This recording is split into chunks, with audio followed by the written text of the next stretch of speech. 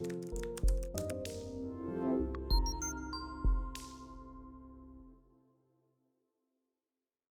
there everyone, AJ back again for the Mighty Gluestick channel. I make videos about Dungeons & Dragons lore full-time and have a collection of hundreds of monster ecology and strategy videos on my channel. If you like what I do, please consider subscribing as I upload at least twice a week, so please click a button.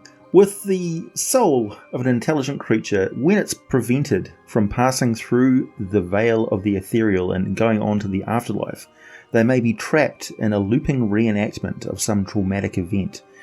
And these are the undead spirits that in Dungeons & Dragons are called ghosts.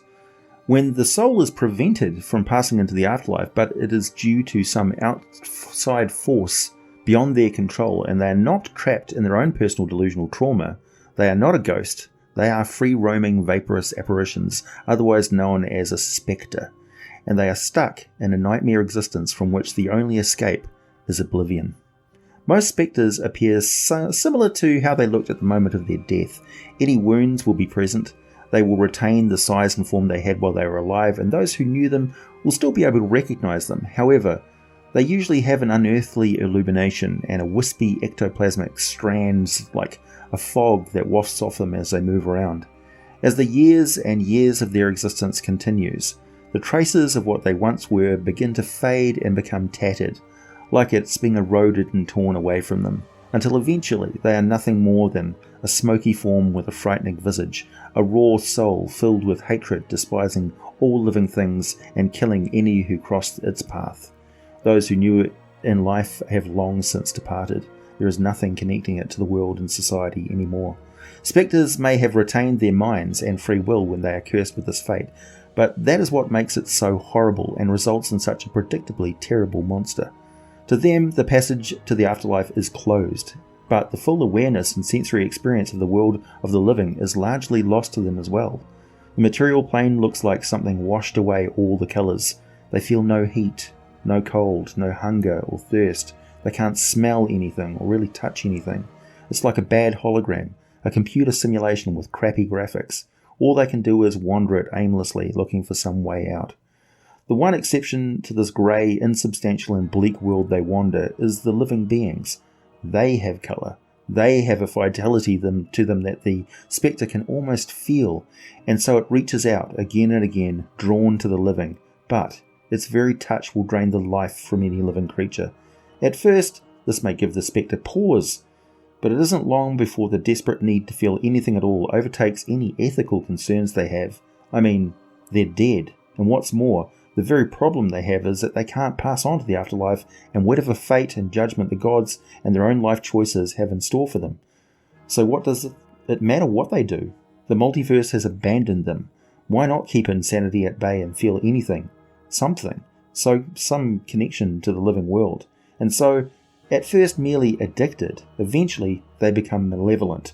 They lose all empathy with living creatures except as meaningless playthings to while away the endless torment of a bleak eternity. Some souls try to remember who and what they are, but eventually they all become evil, even in the best circumstances. But the cruel manner of the spectre's creation twists even the most noble heart. Forcibly constraining a ghost and removing it from the site of its haunting can also result in its release to the afterlife.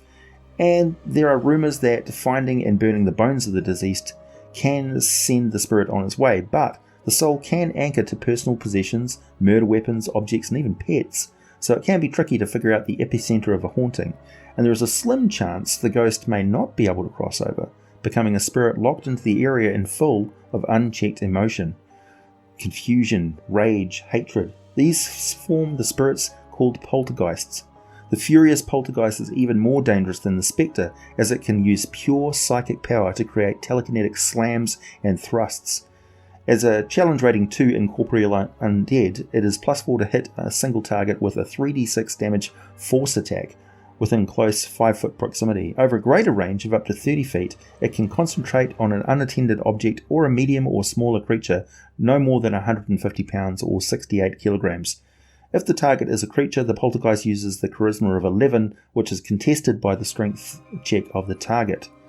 If the poltergeist wins the contest, the poltergeist hurls the creature up to 30 feet in any direction, including straight up in the air.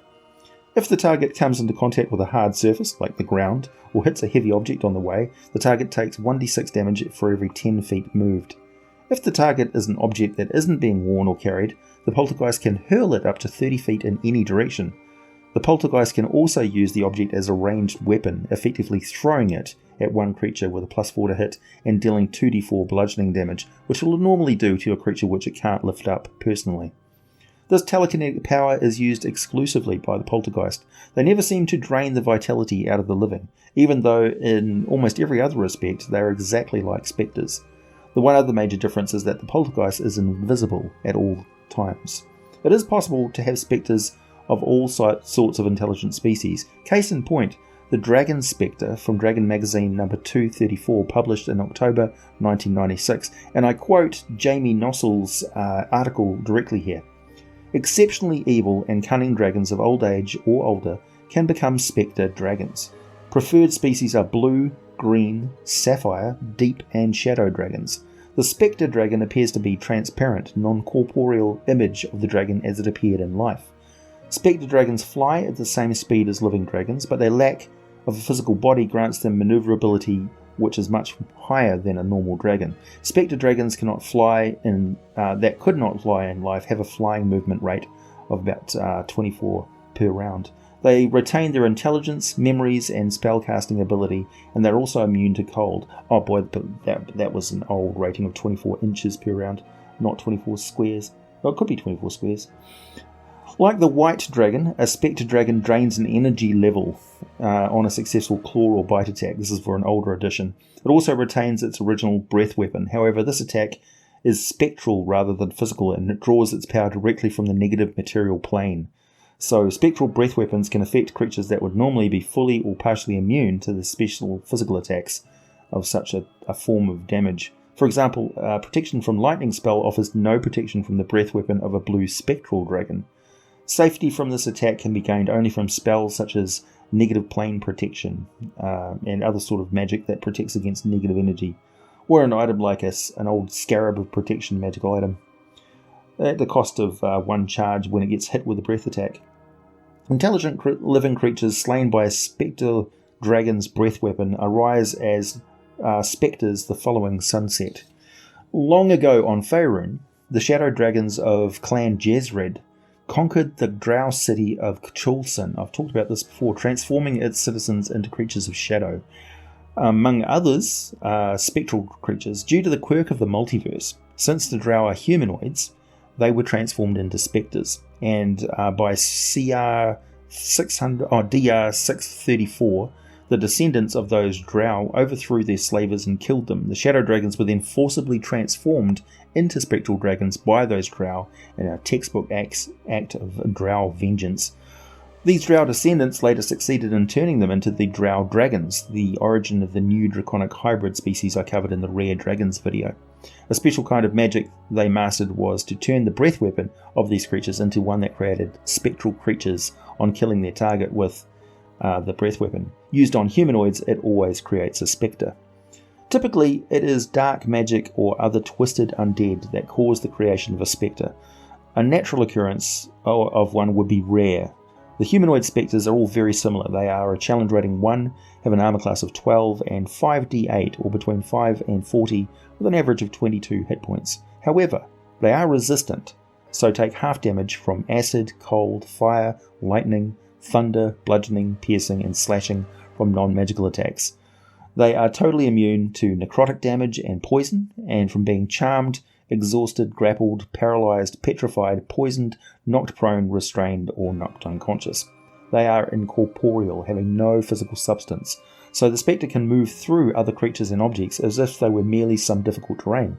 However, the spectre takes 1d10 force damage if it ends its turn inside an object. One little quirk I used in a Lich lair was that the walls were charged with necrotic power that healed the undead, and a bunch of warded gems set into the walls kept a bunch of wraith and spectres imprisoned inside the walls for many decades, tormented and yet safely contained until thieves or destruction removed a gem and set them free, boiling out of the wall to cause an absolute nightmare to whoever was inside the room. Despite lurking in dark, out-of-the-way places, spectres are windows to the past, If you can avoid getting killed and manage to converse with them, they know how to speak. They just have nothing to speak with. So some other means of communication is required. But it is sometimes worthwhile, as spectres are the incredibly lonely beings that may respond well to any being that bothers to actually talk to them, not just at them. They can be a rich source of ancient lore for your game, though their insanity and sadism can make it tricky. Spectres avoid sunlight. They typically lurk underground or in crypts and tombs during daylight, as when exposed to sunlight they have disadvantage on attack rolls and wisdom checks involving sight. They can see up to 60 feet in darkness though, no matter what their original race was. Engaging them in combat is not that complicated. They have no hesitation closing in to deliver their touch attacks, and they are damned fast, flying at 50 feet per round, zipping through walls and across any sort of obstacles with ease. Getting chased down by a spectre is not pleasant. Each grasping or jabbing strike is +4 to hit and immediately inflicts 3d6 necrotic damage. Plus, the victim must succeed on a DC 10 Constitution saving throw, or its hit point maximum is reduced by an amount equal to the damage taken. This reduction lasts until the creature finishes a long rest. The target dies if this effect reduces its hit point maximum to 0. And remember, you can't get healed up past your maximum hit point level unless you're taking temporary hit points, so this is a very, very dangerous form of attack. If no means to revive a dead character on hand and no rituals are used to inter or cremate them in the D&D world, this is just asking for trouble. In some length of time, undetermined, the spirit may possibly leave the victim and be unable to cross over into the afterlife itself, creating another ghost, poltergeist or spectre, but that is rare. Usually it's a wraith that creates spectres from its victims pretty much straight away. Other undead may have a means to communicate with and recruit spectres to work with them as allies of sorts. Personally, I think anything that can communicate on the border ethereal plane should be able to speak with a spectre, but using any sort of mind-to-mind contact magic or telepathy has got to be a bad idea. A fun undead, open to lots of cosmetic changes that don't alter much about it mechanically, but can add a lot of spooky flavour to the encounter. For instance, the size and shape of the spectre doesn't really matter at all. It doesn't make much difference if they have wings or not. Just be careful giving them any sort of reach attack or ranged attack. They're a good addition to any evil necromancer or powerful undead lair, or site of great atrocities and such. As always, be careful with large groups of spectres, as although the saving throws are low, the hit point reduction and the ability of spectres to move around and through things can be very nasty, so limit the numbers to groups never larger than 10 to 12 of them, which is supported by the lore. Also, don't forget, when the spectre drains energy, it gets a sick buzz out of their sensations. The more painful and frightening the attack, the more they like it. They would probably set someone on fire while they drain them, but the experience would be over too quickly. And finally, they just don't go into the sunlight. It's not only debilitating, they absolutely hate it. Please hit the like button if you made it this far. Subscribe if you like what I do. Check out Patreon for some exclusive content and all the full scripts for these videos. Buy some merchandise. Wear your geek with pride. Check out Patron Blades for a mighty smooth shave. And as always, thanks for listening, and I'll be back with more for you very soon.